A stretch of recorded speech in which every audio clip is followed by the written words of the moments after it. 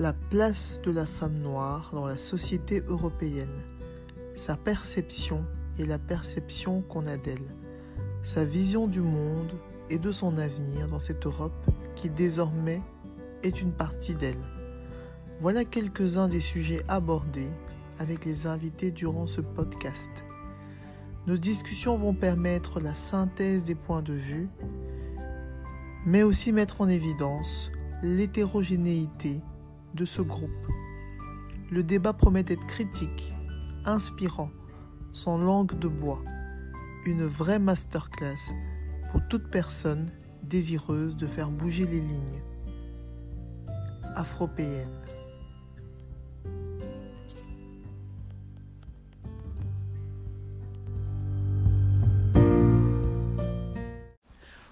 Bonsoir Nathalie. Alors, bonsoir, c'est Anne, c'est ça? C'est Anne, c'est bien ça. Anne.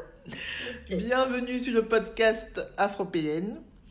On va commencer par la chose la plus banale, c'est simplement, je vais te demander, j'arrive pas encore à te tutoyer, je vais te demander de te présenter, s'il te plaît. Alors, je suis Nathalie, je suis originaire du Cameroun, je vis en France depuis 24 ans, un peu plus d'ailleurs. Là, j'ai 2 enfants, un garçon et une fille, Candice et Lucas. Je suis mariée,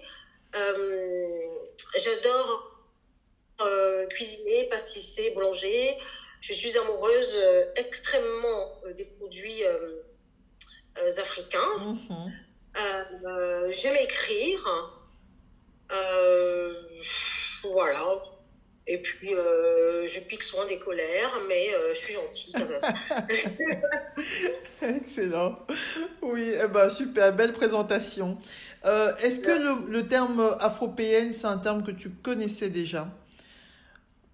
Et est-ce que ça te parle? Oui, c'est un terme que j'ai déjà entendu, mais honnêtement, pour moi, je l'entends, il me dit absolument rien. Moi, je suis camerounaise, française, africaine, européenne. Bon, franchement, j'ai jamais pensé à me l'attribuer, même si je comprends ce qu'on veut dire par afropéenne. Ok, voilà. Très bien. Oui. Donc, oui, toi, tu te situes de façon un peu plus large, tu ne te mets pas dans une case, en gros.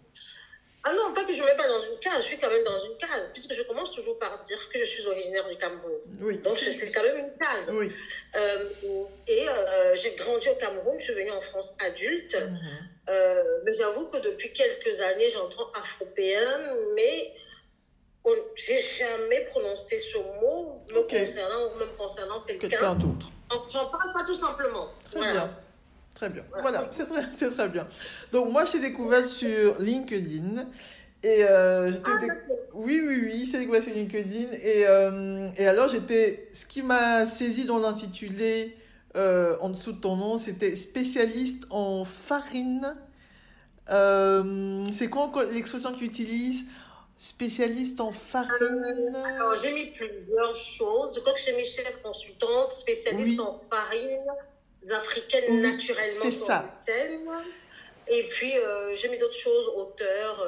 Oui, et franchement, c'est cet intitulé-là qui m'a arrêté sur ta page.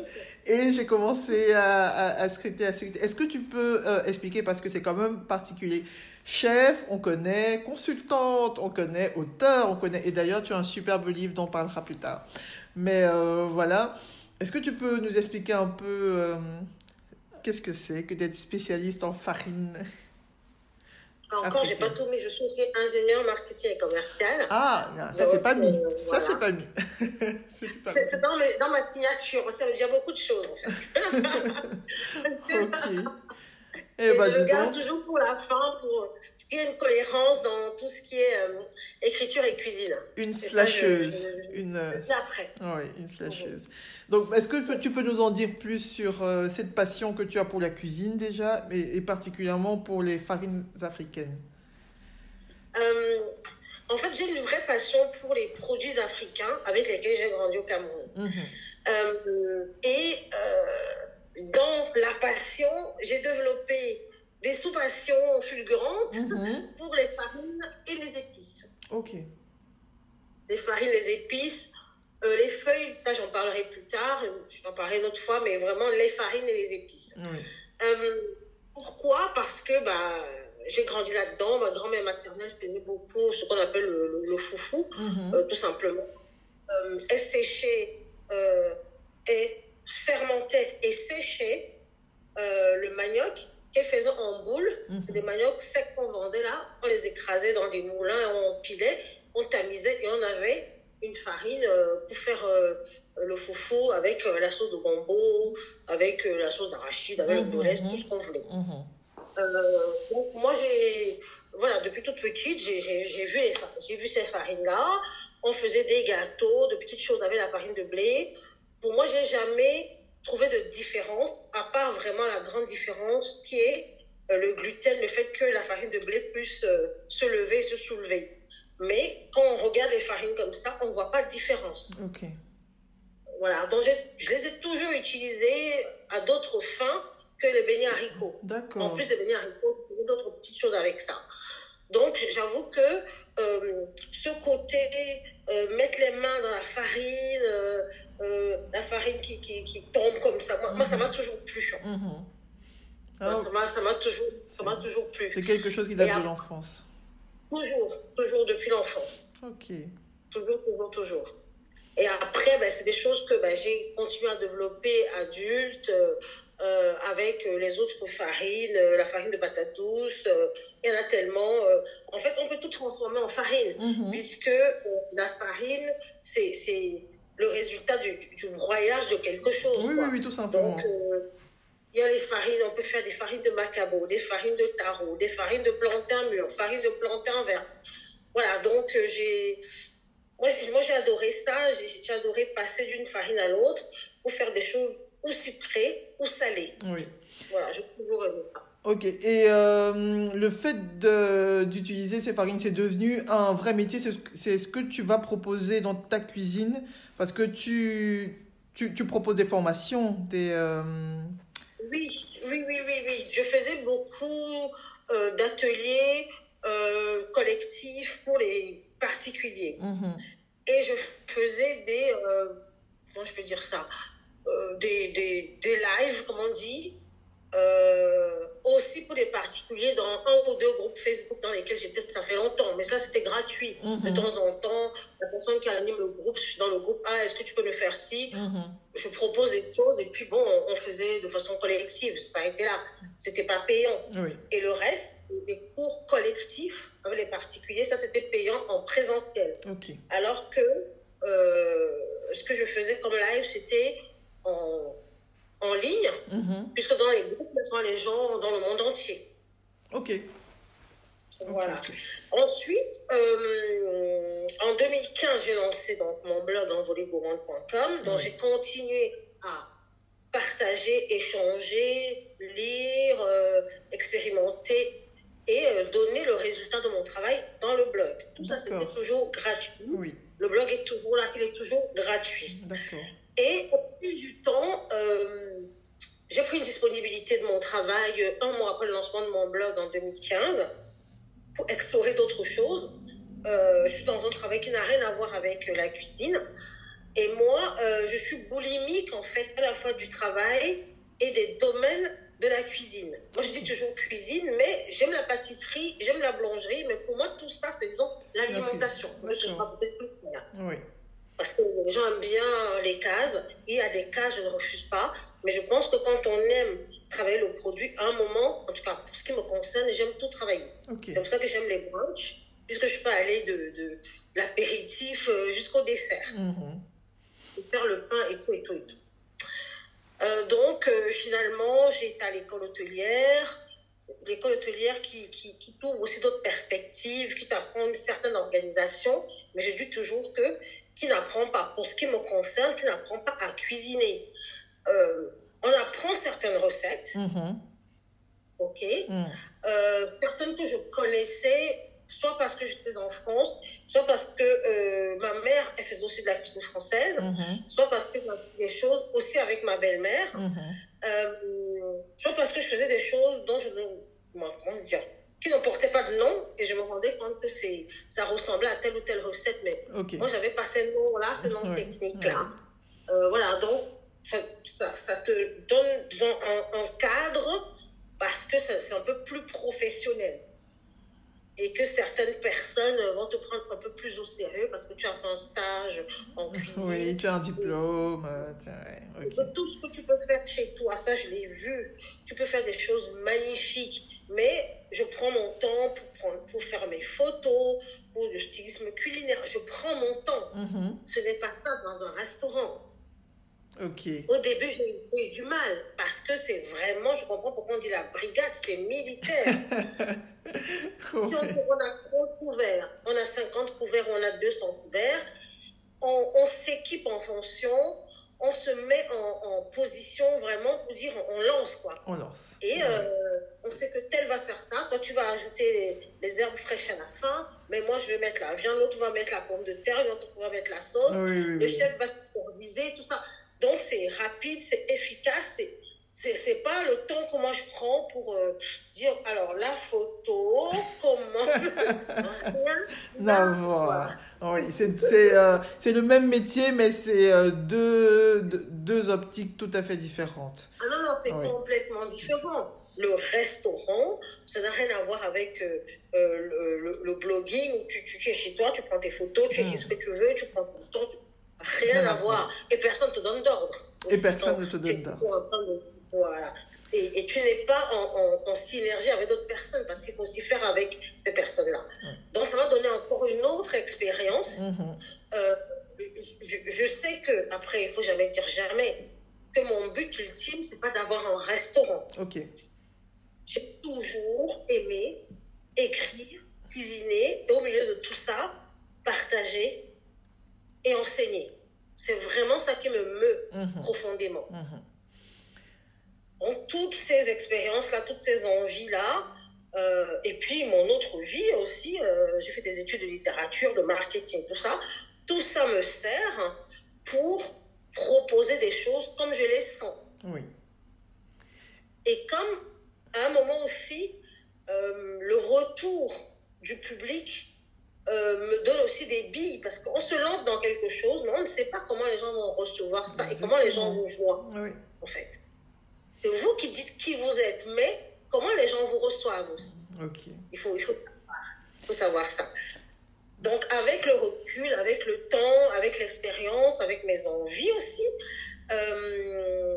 j'ai vu que mes deux pieds qui sont la tradition et l'innovation, la tradition parce que je veux qu'on rende hommage à nos mères, à nos pères, à tout ce qui se faisait avant. Parce qu'il y a des recettes qu'on reçoit aujourd'hui, on ne les a pas créées. Les recettes existaient. Donc ces gens-là, s'ils ont mis au point ces recettes-là, c'est qu'ils ont eu des techniques, des savoir-faire, des intuitions, des expérimentations, des leçons qu'on doit respecter et faire perdurer. Et ça ne nous empêche pas, nous, de prendre aussi le même ou les mêmes produits et d'aller encore plus loin avec ceci. Mais on ne va pas balayer tout ce qui existait avant. Au contraire. Et j'en suis convaincue depuis que je suis donc allée à l'école hôtelière où on apprend la cuisine traditionnelle française. Donc, un chef, il peut avoir une expérience extraordinaire qu'il a acquise en Asie, dans les... On revient sur les bases d'abord. Mais si on lui dit je veux un bourguignon ou je veux, je ne sais pas moi, une bouillabaisse, il est capable de la faire. Même si après, il va l'interpréter comme il veut. Mais il sait de quoi elle est composée. Oui. La recette de base. Donc, moi, c'est vraiment les deux piliers-là, tradition et innovation. Et j'ai envie de les mettre en avant par ma plume, par mes ateliers, mes formations, des conférences, et aussi, comment dire, je creuse de plus en plus dans ce que j'ai aussi appris dans la relation commerciale, dans le marketing, parce que le faire savoir est extrêmement important. Pas que le savoir-faire. Mais oui, justement, tu me permets d'enchaîner sur la question qui m'est venue à l'esprit quand tu m'as dit que tu étais ingénieur. Parce que, évidemment, sur ton LinkedIn, je n'ai pas vu cette information-là. Du coup, ça m'a fait, ah, comment est-ce qu'elle a fait le pas? Parce que j'imagine, oui, même si tu as toujours eu un amour pour la cuisine et que tu as vu maman, grand-maman cuisiner et tout ça, pourquoi est-ce que tu as malgré tout choisi une filière de type ingénieur et pas tout de suite la cuisine? Et qu'est-ce qui t'a fait par la suite revenir sur ton amour de jeunesse, entre guillemets? Comment tout ça s'est déroulé?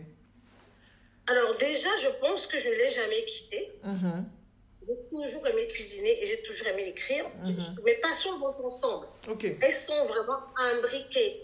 Pour moi, je ne conçois pas, je parle pour moi, tout ce que je fais dans le domaine de la cuisine sans une écriture qui porte ça. Okay. Parce que même cette écriture contribue à mettre en valeur les produits. Oui. C'est ce que je fais. Et je dis souvent que quand je suis heureuse, je cuisine et j'écris. Et quand je suis moins bien, j'écris et je cuisine. Ce n'est pas pareil, en fait. D'accord. D'accord.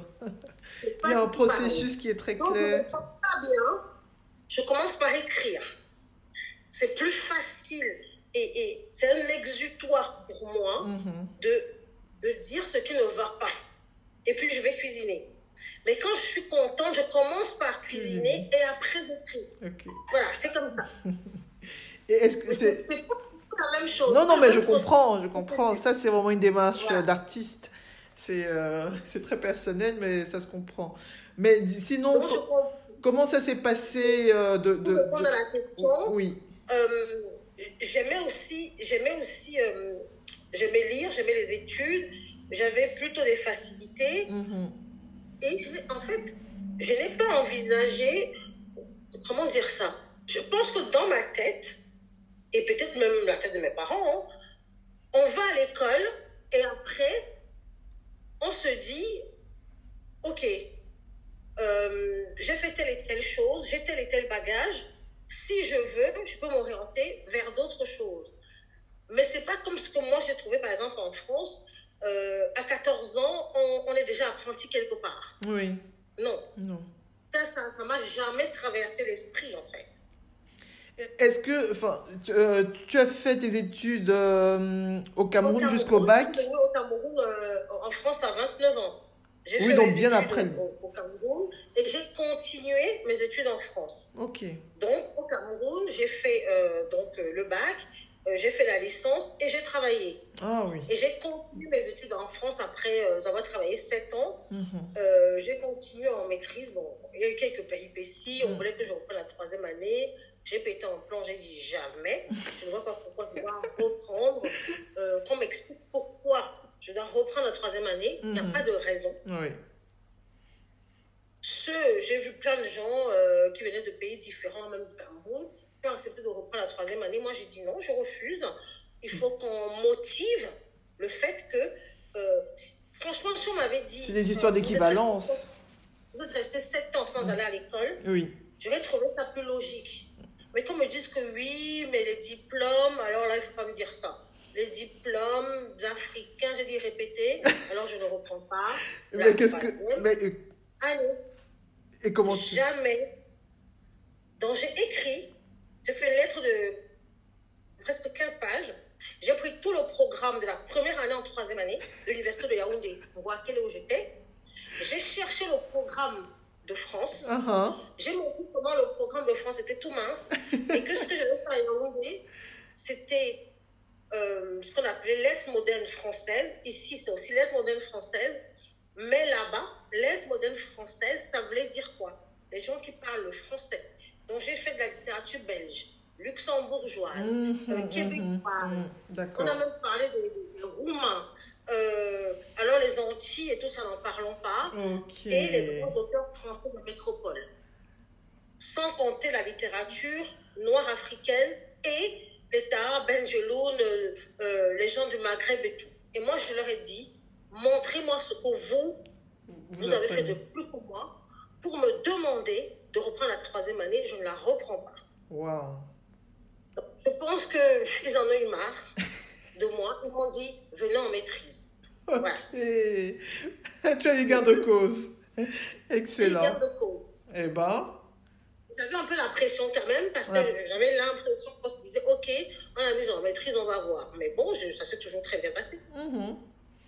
Eh ben, chapeau.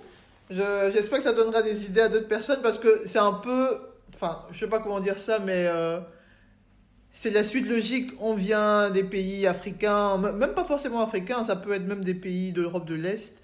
On arrive ici et ben voilà, équivalence, on l'a subi. On l'a subi, donc c'est la première fois que j'entends quelqu'un qui dit non. Et tant mieux que ça donne des idées Ah, mais aux ça me autres. fait peur. Quand on me dit que, OK, je dis n'importe quoi, on vient faire de la dentisterie, on ne vous prend pas parce qu'on n'avait pas l'équipement. Mhm. Quelque part, vous êtes démunis pour vous défendre. Oui, Mais on ne peut pas me parler de de littérature avec tout ce littérature. qu'on a fait. Oui, Quand on vient me dire que non, moi je leur ai demandé s'ils ont fait la littérature belge, que j'ai vu leur programme, le voici.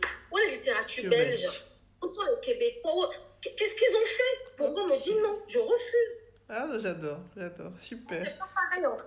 Oui, non, mais je comprends tout à fait et c'est génial. Moi, j'adore entendre ça, c'est top. J'ai même dit que c'est grâce aux pays comme les nôtres que la francophonie existe et est vivante. Et on me demande de reprendre la troisième année. Je refuse. Excellent. Et bah, heureusement, la maîtrise s'est bien passée parce que là, je suis sûre qu'on t'attendait un tout petit peu au coin de la rue. Mais, Tu sais quoi, même quand c'était pas bien passé, j'avais toujours trouvé un argument parce que ça s'est mal passé pour d'autres personnes qui étaient aussi en France. ah, Et pourquoi c'est moi qu'on attend? pourquoi c'est? Bah, il faut qu'on m'explique. Merci beaucoup pour cette leçon de vie. Merci beaucoup. Mais et comment tu es passé de... Donc tu fais ta maîtrise. Je sais pas si Voilà, j'ai fait ma tu maîtrise. te lances dans Ensuite, un j'ai fait boulot. un 2A de littérature comparée. Euh, et entre-temps, en fait, pendant les 7 ans, j'avais travaillé à la fois comme enseignant de cours. J'avais fait 3 choses. Je donnais des cours à des enfants d'une école française, Mhm, mais chez eux. mhm. Ensuite, je travaillais dans un cabinet qui, comment dire ça, accompagnait des gens qui avaient de l'argent. Parce qu'il y a des gens, des fois, qui ont des finances seulement, qui ont de l'argent, et qui n'ont pas d'idée de projet.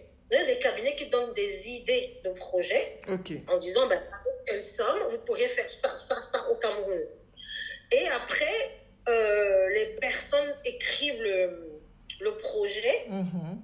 Donc, moi, mon travail, c'était vraiment à la fois de jeter un coup d'œil sur d'éventuelles ambiguïtés, pas juridiques, hein, mais plutôt grammaticales, de syntaxe, de vocabulaire. Ok. Parce que j'ai beaucoup corrigé les documents, des thèses, des choses comme ça. Donc, maintenant, il me faut mettre des lunettes, tout ça. Mais j'avais vraiment un œil, tout de suite, je voyais ce qui n'allait pas. Et en même temps, j'avais aussi une appétence pour tout ce qui était publicité. Oui. Donc, on me demandait de sortir des slogans publicitaires. J'aimais ça. De donner le nom de l'entreprise. J'adorais ça. Être dans tel domaine, ça. Elle pourrait s'appeler comme ça. Je donnais 2, 3 noms, des choses comme ça. Donc, je travaillais là. Ouais. Et mon autre aussi, j'ai commencé à mi-temps dans un magasin de l'hôtel Sawa, dans un magasin de cadeaux de souvenirs du Cameroun, Caramel. Et ensuite, j'ai commencé à travailler à plein temps. Bon, j'étais à plein temps partout, je courais partout, j'avais pas d'enfant. J'habitais chez mes parents, on me donnait l'argent du taxi le matin alors que je gagnais déjà ma vie. Donc, je n'avais pas de contraintes particulières, donc je pouvais faire plusieurs choses, même si je fais toujours ça alors que j'ai des enfants. Passons. Donc, j'ai commencé à travailler à plein temps avec la personne qui était très douée, elle était architecte de bâtiments, mais en même temps architecte, comment dire, décoratrice d'intérieur aussi. Oui. Artiste, elle dessinait, elle faisait des tableaux avec du cuir, elle avait des idées en pagaille. Elle n'aimait pas beaucoup sortir. Donc, elle me demandait d'aller la représenter, peut-être lors d'un dîner, d'une exposition, des choses comme ça. Ah ouais. Et je suis devenue son bras droit. C'est formateur, J'ai ça. travaillé avec elle plusieurs années. Oui. Donc, ça veut dire que j'étais dans le marketing, dans la publicité, dans la relecture, dans les cours et dans la vente. le commercial. La Donc, c'est vraie comme ça que slasheuse, jusqu'au bout. voilà, pendant toutes ces années-là. Et à un moment, voilà, j'ai dit, il faut vraiment, j'ai toujours voulu continuer mes études, en fait. Donc, en 98, j'ai eu mes inscriptions. J'en avais déjà eu 2 ou 3 avant. Mais là, bon, maintenant, stop, je continue les études. Et puis, si j'ai fait lettres modernes françaises, ben, j'irai en France. Ok. Et vraiment, donc c'est comme ça que je me suis retrouvée ici le 4 septembre 98. Oh, aïe, aïe, c'est mignon. Après, les envois écrit ma lettre et tout ça, et ma prise en lettrée. J'ai continué. Ensuite, donc, le DEA. Et comme j'avais vendu, comment t'expliquer ça? Au départ, je me disais, je ne sais pas vendre, je ne suis pas une vendeuse, je suis plutôt une rêveuse. Bref, finalement, la vente m'a donné envie. Enfin, d'être dans le magasin, de rencontrer des gens. J'étais peut-être pas une vendeuse classique, je ne connaissais pas toujours mes chiffres, mais j'étais une vendeuse très empathique, très à l'écoute des besoins. Donc, c'était pourquoi vous achetez ça? À qui vous achetez ça? Et on voyait le comment, et on arrivait jusqu'au... Bon, j'étais plutôt ce genre pas de une simple commerciale, c'est-à-dire un peu plus loin. Savoir vraiment pourquoi rigoler avec les gens, ça me plaisait beaucoup. Alors qu'au départ, dire, moi, je ne sais pas vendre, je ne fais pas le commerce, je ne sais pas si, je ne fais pas ça. Et j'ai vu qu'il y a toutes sortes de commerçants. Chacun, il va dans le commerce comme il est, en fait. Et c'est plus simple comme ça. Ok.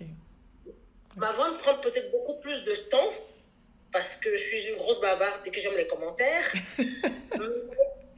L'essentiel, c'est que ce soit efficace et que la personne ait envie de revenir. C'est surtout ça, oui, c'est ça. On fidélise un peu plus, je pense. Exactement. Ouais. Et je suis curieuse, donc j'aime m'intéresser aux gens. Si les gens sont en famille ou quand la personne est seule, c'est pour savoir à qui elle achète, pourquoi, comment. Elle va me dire oui, c'est pour marcher, oui, c'est pour ci, oui, c'est parce que j'ai fait ci, c'est une rupture, j'ai envie de la reconquérir. J'adore ce genre d'histoire. Donc, moi, ça ne me dérange pas. Ça ne me dérange pas que quelqu'un me raconte. Et en fait, j'oublie rien. Okay. Quand la personne passe ou repasse, je dis alors, ça s'est arrangé. Ah, vous en rappelez? Je dis, oui, on l'avait dit. Ça, c'est un don. Hein. Ça, c'est un vrai don. C'était vraiment ce genre de vendeuse que j'étais. Et ça s'est très, très bien. Donc, quand j'ai continué avec la littérature, je ne me sentais plus en phase avec ce que je voulais faire avant, c'est-à-dire étudier la grammaire de façon un peu éthérée, aller dans la recherche sur les mots. Je voulais quelque chose de concret et qui tourne autour de la vente, parce que j'avais vu qu'avec la vente, on touche les gens, on s'intéresse aux gens. Donc, après le DEA, je suis allée, après quelques années, dans une école de vente. Ça s'appelait l'école des cadres supérieurs de la vente. Ok, donc quand même, à chaque fois, c'est pas des petites études. Hein. Et donc un master, ce qu'on appelait à ce moment-là, un master spécialisé, c'est-à-dire master avec RE, c'est pas un R comme aujourd'hui, un master spécialisé de la conférence des grandes écoles. Donc les grandes écoles se réunissent et disent, dans les 2 ou 3 ans qui viennent, il nous manque tel type de profil dans les entreprises. D'accord. Et ils font comme un concours. Vous venez, on vous interroge, vous écrivez et tout ça, et on choisit les gens. Mais il fallait avoir au minimum Bac+4 ou Bac+5 pour rentrer là-dedans. Oui. Et on fait 1 ou 2 ans en fonction de ce qu'on a choisi. Comme voilà. Donc moi, j'ai choisi marketing et distribution. Okay. Donc j'ai fait 2 ans. Et ça s'est bien passé. Et en même temps que je travaillais, c'est-à-dire en entreprise, je faisais les 2. Eh ben, donc, entre-temps, la cuisine restait en fond. Ça a toujours été une passion, ma mère cuisinait. Mais, comment dire, je ne pensais pas, comme quand j'ai vu ici, c'est surtout ici au Cameroun, je n'ai pas tellement vu ça. Mais vraiment ici, je voyais, à 14-15 ans, on est déjà en train de faire dans un restaurant. Non, moi, ça ne me disait rien. Ce que je faisais me plaisait beaucoup. En fait, moi, il me faut comme un appel, en fait. C'est pas pour faire comme si je vais le faire. Non, si je le sens pas, je le fais pas. Et qu'est-ce qui a été ton appel alors? Qu'est-ce qui a conduit à ce que je vois sur LinkedIn désormais? Ce truc hyper pro, hyper carré, euh, hyper bien construit. Disons que à force déjà de cuisiner, à force de réaliser des choses, on commence à avoir soi-même un expert, école ou pas école. Ensuite, allô? Oui, non, je t'écoute, je suis hyper concentrée. Ensuite, moi j'ai toujours eu une mère qui comment dire, qui présentait la nourriture. C'est-à-dire que tu ne pouvais pas venir chez elle et prendre une assiette et elle met du riz avec une sauce comme ça, ne te balance jamais. Ok. Elle a rangé toujours ça bien, non? Le dressage, la Ah, présentation. ouais. Il y a un héritage alors aussi. Voilà. Ensuite, le blog fait que tu fais attention à la présentation du plat avant de le prendre en photo.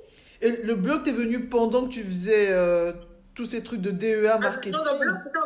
Non, le blog, c'était en 2015. Ok. Mais je veux dire que pendant tout ce temps, le blog, c'est une concrétisation de quelque chose, mais de tout un depuis travail. Toutes ces années, tu as une façon de faire, oui. des choses qui te plaisent, oui. Et tu as aussi grandi avec quelqu'un qui présente la nourriture. C'est-à-dire, même quand elle faisait une entrée, c'était bien présenté, c'était... Voilà, il faut bien présenter les choses, toi, on mange aussi avec les yeux. Oui. Donc pour toi, c'était ton environnement. Voilà, c'est mon environnement. Et puis, tu essaies de mettre soit les mêmes couleurs, soit les couleurs contrastées. Tu commences à avoir un œil, tu t'habitues, ça devient presque un réflexe. Voilà, c'est ça. Après, le blog vient cristalliser tout ça. Et après, je me rappelle que quand ça arrivait à l'école hôtelière, on disait, OK, maintenant, on a 15 minutes pour faire telle chose. Au début, j'étais toujours la dernière. Parce que je m'étais comme ça, je me penchais, je dis, est-ce que c'est bien, je prends une photo. Elle se croit chez elle. On n'est pas à la maison, madame. Dépêche-toi, voilà. Donc, avec le temps, avec les années, avec l'amour de tout ça, je pense que je me suis habituée à bien faire les choses. Oui. Mais excuse-moi, je vais te couper, mais comment tu en arrives à rentrer dans l'école hôtelière? Parce que tu te dis, il faut que... Oui, c'est ce côté, il faut que j'ai un diplôme. C'est ça qui te donne envie d'aller à donc, en 2015, en octobre, dans le 20 octobre, le blog on a fait plein de choses en amont, le blog est lancé, des officiels ouverts, tout ça. Et je demande une disponibilité à l'entreprise. Une disponibilité, c'est, on te donne un peu de sous, tu t'en vas. Moi, j'avais demandé 3 ans. Tu peux demander jusqu'à 3 ans. Tu t'en vas. Tu vas faire ce que tu veux. Si tu reviens, on a l'obligation de te reprendre. Okay. Mais ce n'est pas obligé que tu sois dans le même service. Tu es dans le service commercial. Le service commercial, c'est un service de challenge, aller chercher les sous, les denrées, le parquet, sur le premier, tout ça. Donc, on peut très bien te dire que tu reviens, on ne veut pas de toi là. On te prend ailleurs dans l'entreprise, peut-être dans un endroit où c'est plus calme. Voilà. Mais on doit te reprendre. On doit te reprendre. Donc, j'ai demandé à partir 3 ans. Beaucoup de gens disent 3 ans. Au bout d'1 an, ils reviennent. Au bout de 6 mois, ils reviennent. Voilà. Donc, je suis partie 3 ans. Ensuite, j'ai prolongé de 2 ans. Donc, je suis partie en novembre 2015 et je suis revenue en janvier 2020, 2 mois avant le confinement. Oh, wow. Presque ça. Excellent. Et tu avais envie de revenir après tout ce temps? Oui, parce que c'était aussi une question d'argent. Il faut dire les choses comme elles sont. Oui. C'est-à-dire que la somme qu'on te donne au début pour partir, franchement, au bout de 6 mois, c'est fini, quoi. Donc, ça veut dire que pendant toutes ces 5 années-là, il fallait se débrouiller pour avoir de l'argent. À un moment, le fonds justice m'avait dit non. J'ai quand même voulu payer mon école hôtelière parce que j'ai dit, si je prends une disponibilité, il faut bien que je fasse des choses. Oui. Donc, hier, j'étais incubée à la Courneuve, à HEC. J'ai fait plein de choses pendant ce temps-là. J'ai aussi traîné, hein, j'ai aussi passé mon temps à regarder New York Section criminelle à des moments.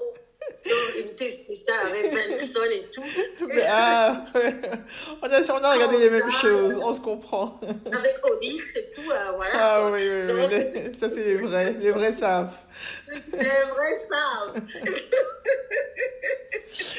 Donc voilà, pendant tout ce temps, ben, ouais, j'ai appris des choses sur moi aussi, sur ce Ah oui, ils ont un moment que d'introspection, oui, j'imagine. exactement, où je voulais aller, ce qui me plaisait, ce qui ne me plaisait pas, ce qui pouvait aussi rapporter de l'argent ou pas, et Mhm. est-ce que ça rapporte de l'argent que j'ai envie de le faire. Bon, bref, je me suis interrogée sur plein de choses. J'ai écrit mon livre aussi, ça c'est, je pense, pendant cette période, à ma plus grande réussite. Ah, Mon mon imprécis, imprécis de cuisine, oui. Oui, voilà. je Qui est connais. sorti en avril 2019, Oui. dont j'étais toujours disons, en disponibilité. Mais pour écrire un livre comme ça, les textes, les recettes, donc les poèmes, les recettes, les photos, c'est moi qui les ai faites.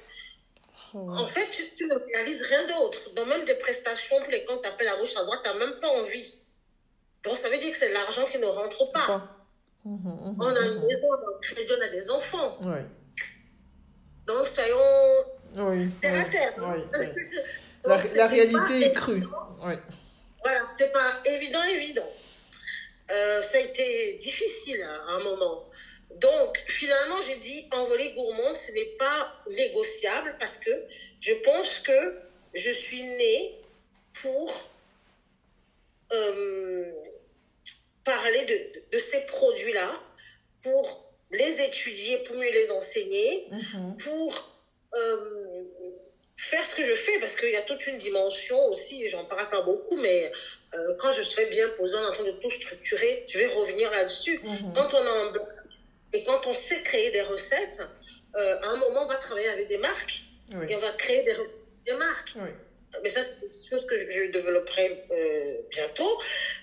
Il y a tellement de choses qu'on peut faire qu'on se dit, bah, pour avancer, il faut de l'argent. Le nerf de la guerre. Et on ne peut pas avoir faim, se poser des questions sur est-ce que j'ai bien fait de mettre la famille presque en péril sur le plan financier parce que je me plais dans l'envolée gourmande. Donc, Mhm. à un moment, on a tellement de questions dans sa tête qu'on se dit j'ai besoin d'argent, même pour continuer. D'accord. Alors, qu'est-ce que je fais? Je m'en vais demander des sous, je m'en vais faire un emprunt ou je rentre dans un endroit où je sais que j'ai un métier.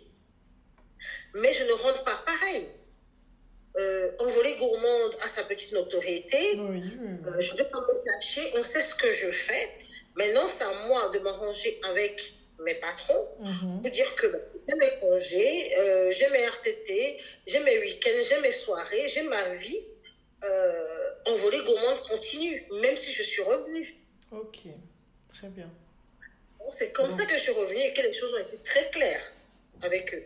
et ils ont été assez compréhensifs. Oui, je crois qu'ils n'avaient pas le choix non plus. Mhm, Hein. mhm. Ils ont accepté que je revienne parce que bah, c'est toujours bon de partir quand on a le bon résultat. Oui. Donc on a toujours un souvenir de toi. On se dit, Mhm. chouette, elle vient, elle va faire de Elle bonnes va faire, choses. oui. Mais en même temps, on voit bien que je ne suis pas, je vais être très clair, la même personne qui faisait passer son travail avant tout. Je travaillais le week-end, je travaillais à la maison, je travaillais. Quand on a fini son travail, on l'a fini. Mhm. Maintenant, c'est ça que je fais. Mais je n'étais pas comme ça avant. Je travaillais tout le temps. En fait, j'ai une énergie, je crois que l'énergie, je la mettais dans mon travail Ah, salarié. oui, c'est ça. Exclusivement. Et Envolée gourmande a besoin de moi. Mhm. Donc, quand tu essayes de faire ce qu'il faut, du moins, pour ça, il faut essayer aussi de bien le faire au niveau de ton travail salarié, tu arrives à mener une autre activité, mais tu ne peux pas aller aussi loin peut-être que l'activité peut te porter. Oui, bah oui. Tu ne peux pas. Donc, Oui, une journée n'a que 24 heures. À un moment, on est limité en termes de temps, d'énergie. il livre, de réfléchir, on verra. Ok. Est-ce que tu peux nous parler vraiment plus précisément maintenant de Envolée gourmande? Oui, c'est un blog, mais désormais c'est plus qu'un blog. Ah C'est... oui, Oui. donc envolégourmande.com au pluriel est un blog. Mhm. Donc, et tu peux t'abonner à la lettre de diffusion, au Mhm. courant qui passe. Euh, on n'a pas besoin que j'écrive non plus tous les jours pour aller faire des recherches. Il y a quand même plus de 200 recettes, des articles, il y a plein de choses. Quelqu'un va toujours y trouver son bonheur. Oui, oui, oui, je Donc, je pense m'adresse aussi. à te dire, dans ton nouvel article, je dis, est-ce que tu as déjà fait toutes les recettes qui sont dans Excellente question. Donc, c'est ça. Et depuis fin 2021, Mhm. le blog a évolué. Le blog a évolué Mhm. parce que je sors quand même du tout gratuit. Le blog reste gratuit, mais j'ai des prestations payantes. Et ça ne se reflétait pas dans le blog, parce que les gens tapaient Envolée gourmande sur Google, ils trouvaient des recettes, des articles, des Mhm. points de vue, des photos, mais aucun endroit c'était marqué que je peux faire un brunch ou je peux créer une recette pour telle ou telle marque, Mhm. n'importe où dans le monde, je peux les appeler. Ce n'était pas marqué. Oui. Et quand de répondre aux gens qui t'appellent, sans compter ceux qui se découragent et qui ne t'appellent pas, Oui. c'est comme ça que tu perds aussi des clients. Et voilà. Donc, j'ai pris quelqu'un qui m'a aidé dans la partie technique, dans Webmaster, Mhm. pour que je rédige les différentes prestations que je pouvais faire. Voilà, donc si je dis par exemple création de recettes pour les marques, j'explique ce que c'est. Oui. Si je mets team building dans les entreprises cohésion d'équipe, j'explique ce qu'on fait. Je Mhm. mets demander un devis. Voilà, au moins ça c'était clair. Mhm. On allait plus loin après donc, le lancement de ce livre. On a ajouté une boutique pour que les gens puissent payer directement aussi dans le blog. Même si le livre est à la FNAC, ce n'est pas pareil que de l'avoir aussi dans son blog. Oui. On a ajouté la boutique. Et cette boutique aujourd'hui qui héberge aussi les formations, même si j'ai une plateforme de formation qui est en train d'être mise sur pied, mais dans la boutique du blog aussi, il faut qu'on retrouve les formations qu'on peut acheter directement. Ça t'est venu naturellement de passer de passer du tout gratuit pardon, au payant. Ça t'est venu naturellement de faire ça? Est-ce que ça a été un travail? Tu as dû être coaché? Comment tu as passé le cap? Parce que voilà, on a Alors, toujours un peu peur hein, d'offrir des services. On se dit, mon Dieu, qui va acheter? Est-ce que... Voilà. Donc voilà, comment le processus chez toi s'est c'est déroulé? bizarre qu'on ait un blog depuis tant d'années, Mhm. qu'on passe du temps vraiment à travailler, Mhm. à passer des nuits blanches Et du pour travail de faire qualité, je une tiens à préciser. photo et ne pas pouvoir ou avoir du mal à demander de l'argent aux gens. Mhm. Alors qu'il y a des gens qui n'ont aucun blog, qui ne donnent rien de gratuit et qui demandent de l'argent Oui, tranquillement. C'est vraiment très bizarre. c'est étrange. Mais c'est vraiment comme ça que ça se passe. C'est que souvent, les gens qui proposent des choses qui sont parfois très peu accessibles en réalité, eh ben, ils ont l'impression qu'ils font quelque chose de normal et que ça vaut pas le coup. Et je me dis, comment toi, tu as pu passer ce cap de se dire, voilà, ce que je fais est naturel. Pour toi, c'est naturel de faire tout ça. C'est ta En fait, ça passion. n'a pas été facile, ça n'a pas été facile. Ça a été par étapes. Mhm. Euh, Déjà, j'avais des gros regards là, des gens de ma maison, particulièrement ma fille, parce que les gens m'appelaient pour leur projet. Je restais des heures au téléphone. Moi, j'ai envie de faire telle chose au Ghana, telle chose au Bénin, telle Oui. chose en Belgique. Mhm. Alors, qu'est-ce que vous en pensez? On m'a dit que vous êtes très ouverte et généreuse et gentille. Alors, je réponds aux questions. J'ai toujours 15 milliards d'idées. Je donne des idées. On reste là. Au bout de 3 heures, les gens sont fatigués. Ils ont mangé parce que tout allait être froid. Quand je raccroche, on me dit, on t'a payé. Non, je n'ai même pas pensé à demander. Donc, de fil en aiguille, mais maman, attention, hein, on commence à cogiter. En Mhm. plus, on passe en société. Parce que j'étais en auto-entreprise d'abord, et l'auto-entreprise, moi je cuisine tous les jours. Je vois qu'il n'y a pas un seul jour, je cuisine tous les jours. Soit ce qu'il y a, soit ce que j'achète. Donc en clair, je sors de l'argent tous les jours, je fais des photos, soit pour un prochain livre, soit parce que ça me plaît, soit... Mais en fait, il n'y a pas de retour. Et l'auto-entreprise ne permettait pas d'avoir... de récupérer la TVA, ce genre de choses, parce que je sors. Ça n'a pas marché, l'auto-entreprise, c'était n'importe quoi. On m'a dit que le statut n'était pas approprié à ce que je faisais. Oui. Tout ça aussi, plus le fait qu'à un moment, tu as besoin d'argent, je commence à t'endurcir aussi. J'ai changé de statut, je suis passée en SASU.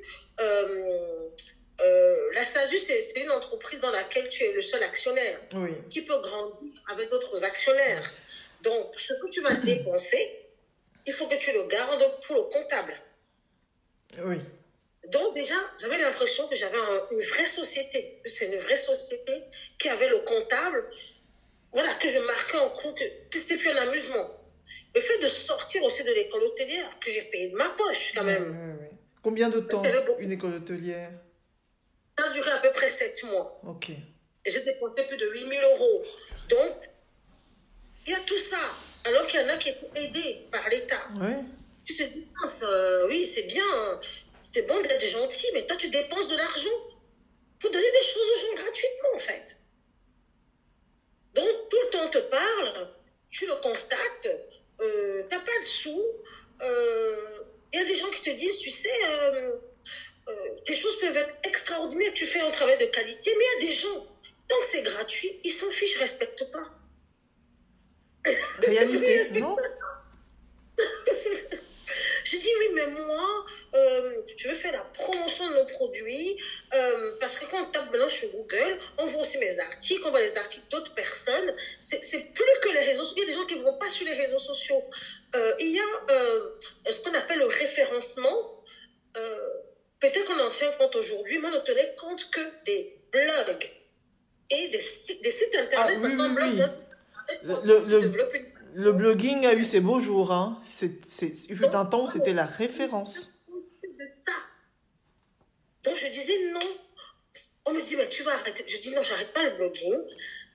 Maintenant, c'est à moi de me renouveler. C'est comme ça que j'ai mis des pages, les prestations, la boutique. Comme ça, les gens voient aussi que, il faut payer. Hein. Je n'ai pas enlevé les recettes, tout est là. Mais, désormais, oui, ça a un coût. Oui. Parce que derrière, il y a du travail, tout simplement. Il faut que ça rentre quand même. Parce que ces gens, je les paye sans problème. On me demande l'argent, je paye. Je dis, mais pourquoi je ne demande pas? Pourquoi je ne demande pas? Oui. Voilà. Donc, avec le temps, il y a aussi un garçon qui m'a fait une remarque, vraiment, qui m'avait beaucoup touchée, qui est le seul garçon de ma formation, Cédric, là, et qui m'avait dit un jour, tu sais pourquoi je viens toujours à tes formations? Parce que même quand je fais les ateliers de particulier, il était là. Et dans les assurances, il dans la pâtisserie. Et là, il fait la formation sur les farines qui a duré plus de 3 mois. Je voulais leur mettre un diplôme sur leur aile et tout ça, première promotion d'envolée gourmande académique. Il est parmi les gens là. Et il m'a dit que quand je vois la qualité du travail gratuit de ton blog, c'est un blog. Il y a des gens qui disent qu'ils font des blogs, excuse-moi, moi, j'y vais pas. J'ai regardé, quand je vois la qualité du travail gratuit, je sais quand on travaille de qualité et c'est gratuit. Donc, j'imagine l'investissement que tu vas mettre quand ça sera payant. Oh là là. Quand ce genre de problème te touche, oh là là. C'est beau, ouais, franchement. Il n'y a rien à prouver aux gens. Demande de l'argent. Ah oui, c'est vrai. Des choses, voilà, qui ont aussi... Mais il faut l'entendre, oui, il faut l'entendre.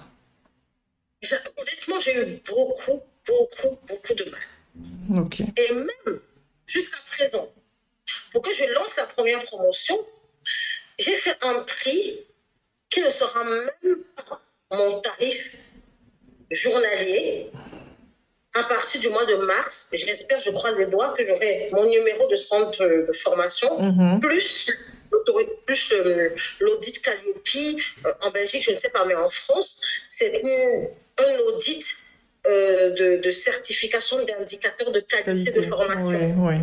Oui, je vois ça beaucoup en France. L'organisme et l'État va rembourser à ces gens-là une partie, ça dépend de la formation. Donc, en fait, la somme que je leur ai donnée pour les suivre 3 mois, ce n'est même pas la somme de la journée, une journée. C'est-à-dire, même là, je ne sais pas. J'ai dit, ok, c'est pas grave. J'ai quand même passé le pas. J'ai demandé une somme. Même si c'est pas beaucoup, même si je suis encore partie dire moins 25%. C'est la somme. Mais moi, ce qui importait, c'était que les gens comprennent ce que je vais faire, ce que les gens me fassent confiance. Moi, vraiment, ça me touchait beaucoup. Et que je leur dise, vous êtes les premiers de cette formation structurée de cette façon-là, tournée vers les professionnels, assumés, dont je vais parler et je vais vous gâter. C'est comme si c'était une nouvelle vie pour moi. C'est comme si ma mère voyait ce que je faisais, parce que j'ai vraiment beaucoup souffert. Elle est décédée, ça fait 5 ans. Et toutes mes condoléances. C'est comme si elle m'encourageait. Et je l'ai répété au début pour ne pas leur faire peur, parce qu'en plus, la promotion porte son nom. Oh, ça c'est beau. Donc moi, je savais que j'allais leur donner le maximum, malgré ce qu'ils avaient payé, parce qu'ils m'avaient fait confiance. Ce que j'ai constaté, c'est qu'on pouvait faire quelque chose même à 10 euros, même à 5 euros. Si quelqu'un décide de ne pas venir pour ces raisons qui lui sont propres, il ne viendra pas. Parfois, ce n'est pas qu'une question de prix. Peut-être que la personne estime que vous n'avez rien à lui apporter. Donc, les gens qui sont venus, certains qui sont déjà en activité, certains qui font des pâtisseries que je ne pourrais jamais faire. Parce qu'ils ont la technique, ils ont l'expérience, ils ont la créativité pour ça. Ils sont venus, pas parce que je suis la plus forte en pâtisserie, non. Ils sont venus parce que j'ai une vraie expertise dans ces farines-là. Ils sont venus parce que je continue à apprendre. Ils sont venus parce que j'aime partager des choses. Et je crois qu'ils ont senti, même pas senti, je leur ai dit, je vais vous dire. Oui, et comme tu dis, ils ont senti que tu avais quelque chose à leur donner qu'ils ne trouveraient pas ailleurs. C'est ça, il faut avoir une plus-value. Et aujourd'hui, je suis touchée par, déjà, voilà, Coralie qui appelle, je pense que c'est pour me dire qu'elle peut être là. Donc, déjà, sous le respect de me dire, on a une masterclass ce soir, je vais l'avertir, parce que j'ai déjà eu des messages, je peux être là, je peux pas être là, je peux pas être là. Voilà. Donc, on respecte ton travail. Les gens qui sont venus ont vu ce qu'on a fait, parce que moi, c'est vraiment, il y a un programme, on va parler du marché. Là, je vais sortir, alors mes casquettes, peut-être dont je ne parle pas souvent, on fait des farines. Pourquoi? C'est pour les vendre. On les vend comment? Alors qu'on a déjà une activité avec la farine de blé. On n'est pas l'ennemi de la farine de blé, parce qu'on nous connaît déjà comme ça. Je suis un pâtissier, je fais bien mes choses, les choses vont bien. Donc, en clair, je veux élargir ma gamme. Pourquoi je vais l'élargir? Il faut avoir un discours. Donc, tout ça, on l'a fait. J'ai appelé des invités en géopolitique, des invités en marketing authentique. Donc, je sentais que, OK, maintenant, il faut qu'on aille dans telle direction. Et je vais aller chercher un spécialiste dans tel endroit que j'ai payé, même mes amis. Ce n'est pas le temps folle, mais je tenais à ce qu'il soit payé. J'ai fait venir des gens sur le positionnement, voilà, assumer son positionnement et ses prix. Des coachs de vie, des gens qui s'y connaissent. Moi, en les appelant, j'apprends aussi en même temps. Exactement. Et ces gens ont accepté de venir. Moi, ça m'a beaucoup touchée. Ils ont trouvé que, voilà, mon travail valait la peine.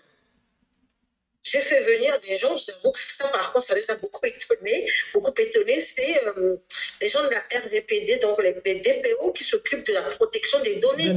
Parce que quand tu es sur Internet, tu passes le temps à prendre les données des gens. Tu en fais quoi? Tu as une petite boutique, les gens payent par carte bleue. Oui. Si on te hack et quelqu'un te porte plainte, qu'est-ce que tu as fait pour la protection des données? On ne constate pas. Non, j'ai fait venir des gens de personnes pour le branding, pour plein de choses. Et moi-même, j'ai fait des masterclass sur le kit média, parce que les gens ne pensent pas à avoir un document dans lequel ils peuvent se présenter et qui est plus riche qu'un CV. Le CV, c'est rien du tout aujourd'hui par rapport plutôt aux métiers comme les nôtres. Donc, il faut un kit média qui va situer sur les réseaux sociaux combien d'abonnés tu as, les engagements, les interactions, quel est ton, je dis n'importe quoi, quel est ton...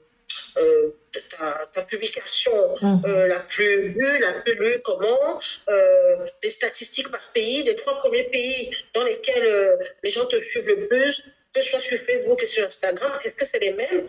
Tu sais pas que ça va toucher. Ah ouais, là c'est... Tu ne sais pas. Oui. Tu ne sais pas qui va se dire, donc les gens en Chine, je dis n'importe quoi, en Russie, en Afghanistan, en Turquie, peut-être que comme j'ai envie de toucher ces marchés-là, je vais plutôt travailler avec elles sur tel aspect. Donc, il y a plein de choses à faire. Tout ça dans le kit média, tu peux mettre 1, 2, 3, 4, 10, 15 pages. Ce que tu peux pas pour un CV. Tu te présentes, tu parles de tes diplômes, tu parles de tes envies. Voilà, on a vraiment travaillé ça. Et une partie qui me plaît beaucoup, qui est la RSE, la responsabilité sociétale ou sociale des entreprises. Même quand tu es un petit traiteur, qu'est-ce que tu fais? Qu'est-ce que tu peux mettre en place? Qu'est-ce que tu mets déjà en place en termes de... Vas-y, tu choisis. Est-ce que tu travailles tes emballages, par exemple? Est-ce que tes circuits sont courts? Et c'est ça que tu vas mettre en avant. J'adore. Ah oui, on est au-delà de la cuisine, hein, c'est dingue, tu as pensé à tout. Mais pour moi, c'est ça. C'est tout l'environnement, c'est l'écosystème. Oui, c'est vraiment un écosystème, il n'y a pas d'autre mot. Ce petit milieu, ces quelques personnes me permettaient vraiment de déployer une formation comme je l'ai rêvé, et dire que si je crée une école, même en ligne comme aujourd'hui, je ferai ça, et j'irai chercher des gens bons dans leur domaine pour venir m'épauler par rapport à ces personnes-là. Aïe, c'est génial. C'est génial. Je pense que tu nous as mis l'eau à la bouche. Mais dernière petite question, parce que là, je pense qu'on a quand même fait un joli petit tour de ton parcours, de qui tu es. Dis-moi, est-ce que, très franchement, être une femme noire, être une femme tout court, est-ce que c'est quelque chose dans ton parcours qui a été un point d'achoppement?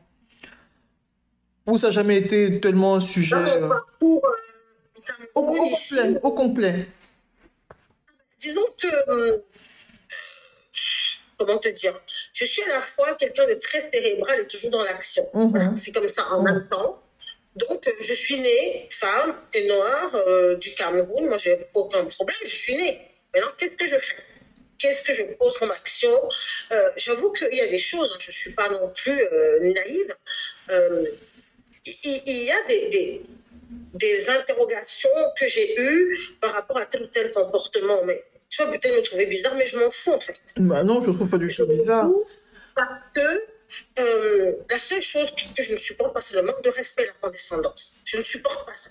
Ou quand tu ne peux pas m'expliquer, comme on m'a dit il faut pas la 3e année, je ne vais pas. Ça, j'adore. Je suis une personne souriante, empathique, tout ça.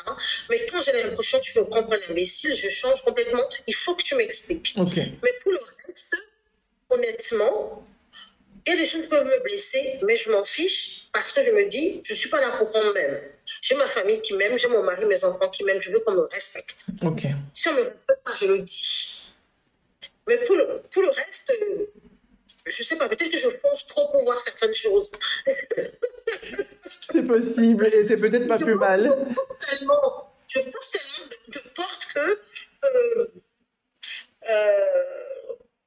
peut-être qu'il y a plein de choses que je ne vois pas, que je ne veux pas voir. Donc, je n'ai pas envie de m'interroger sur le fait que je sois femme et que je sois noire. Je suis qui je suis, je fais avec. Ouais. Parfait. Eh ben, ça, c'est une super belle réponse. En tout cas, je te remercie vraiment beaucoup pour ta participation. C'était vraiment à la hauteur de ce que j'attendais.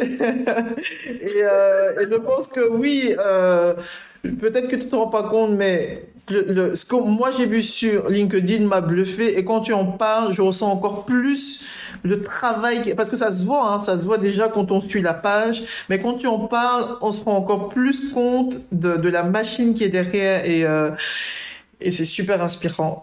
C'est vraiment au-delà.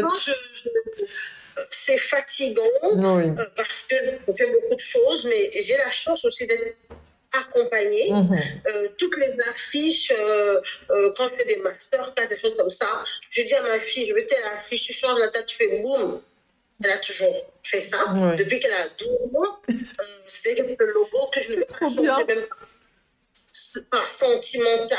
Oui. Changer. Elle pourrait même le changer. Elle vient d'avoir 20 ans. Elle est en web design. Elle pourrait me faire un truc. Non, mais ce logo-là me touche parce qu'elle avait 12 ans. Elle a vraiment traduit ce qu'elle avait dit à ce moment-là. Oui. Donc, elle m'aide beaucoup. Mais pas que mes habits customisés, tout ça, c'est ma sœur qui les fait.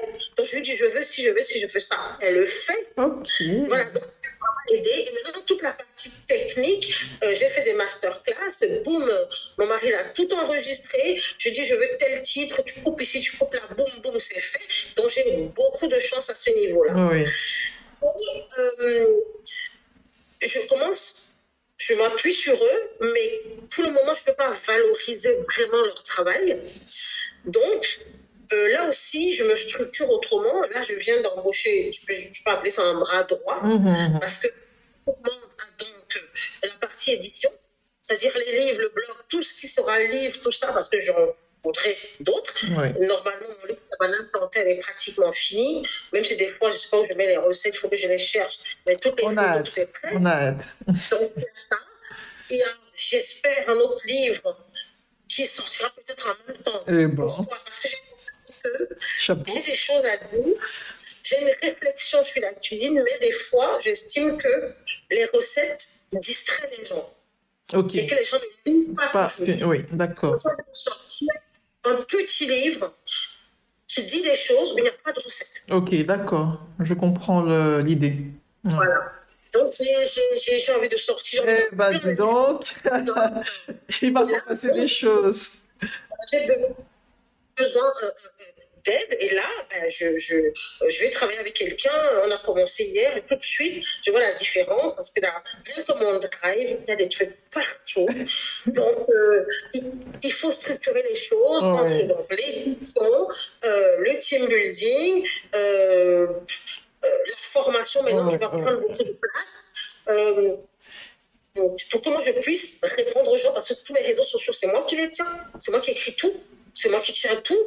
Donc, pour le moment, je ne veux pas que ça change. Je suis très pointilleuse. Et puis, c'est son petit bébé aussi. Hein. Je n'ai pas de calendrier éditorial. On me dit, il faut machin. Non. Pour le moment, rien. C'est spontané. J'écris parfois à l'intuition, parfois à l'actualité, parfois à ce que j'ai mangé. Okay. Donc, si je programme les choses un mois après, ça ne m'intéresse plus, en fait. Ok. Donc, pour le moment, ça fonctionne comme une vraie passionnée. Une vraie passionnée. Donc, ça, il faut que derrière aussi, je puisse être aidée parce que je vais oublier le comptable. Il faut vraiment, et c'est ce que je suis en train de faire parce que la passion, c'est bien, mais il faut avoir un sous-bassement. Il faut une structure. C'est que c'est pérenne, quoi. Ça marche. En tout cas, nous, on continue de te suivre et vraiment, je te souhaite, et je ne doute pas, une très, très, très belle année 2023, que tout se passe comme tu l'as prévu et je te remercie encore pour ta participation. Moi, je te remercie pour ton invitation. Oui. Je suis toujours touchée qu'on m'appelle parce que si on t'appelle, c'est que quelque part, on trouve que tu apportes quelque chose, que tu peux inspirer plus qu'une personne. Et moi, comme j'ai un devoir d'apprentissage et de transmission, je suis là. Allez, magnifique. Merci beaucoup, beaucoup, Nathalie. Et à très bientôt. Voilà les amis, j'espère que l'épisode vous a plu et que le podcast vous inspire autant que moi. N'hésitez pas à soutenir le projet en vous abonnant et en partageant les audios avec votre entourage. Laissez des commentaires et plein d'étoiles et à très vite pour un nouvel épisode. Ciao!